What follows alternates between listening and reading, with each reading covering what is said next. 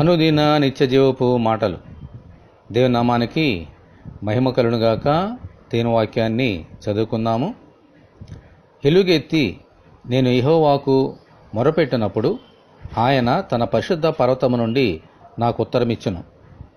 కీర్తనల గ్రంథము 3వ అధ్యాయము 4వ వచనం. అడుగుడి మీకు ఇయ్యబడునని చెప్పబడిన ప్రకారము మన ప్రతి అవసరమును బట్టి మన ప్రభు అయిన యేసుక్రీస్తు ద్వారా దేవునికి ప్రార్థన చేసినప్పుడు ఆయన తన పరిశుద్ధ పర్వతము నుండి ఆలకించి మనలను దీవిస్తారు. ఆమెన్, హల్లెలూయా. భక్తుడైన సొలొమోను దేవుడు కోరుకున్న పరిశుద్ధ పర్వతం మీద దేవునికి ఒక మందిరమును కట్టాడు. అక్కడ సొలొమోను మోకాళ్ళుని ప్రార్థన చేస్తూ ఎవరైనా అక్కడి మందిరమునకు వచ్చి ప్రార్థన చేసినప్పుడు వారి మనవి ఆలకించి దీవించమని దేవునికి మొరపెట్టాడు. అప్పటి నుండి ఇజ్రాయేలీయులు అయిన అన్యజనులైన అక్కడికి వచ్చి ప్రార్థన చేసినప్పుడు ఆ పరిశుద్ధ పర్వతము నుండి వారిని దీవిస్తూనే ఉన్నారు. ఆమెన్.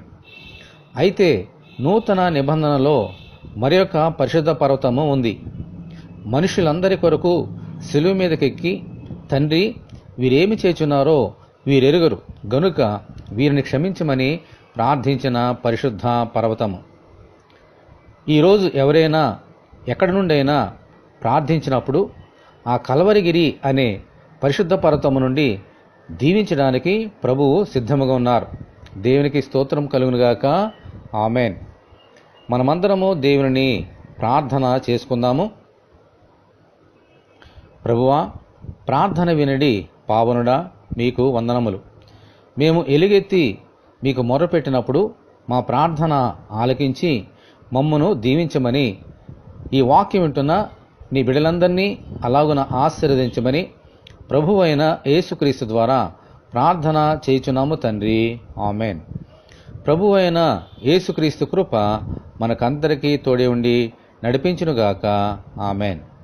పరిశుద్ధ దేవుని మందిరం.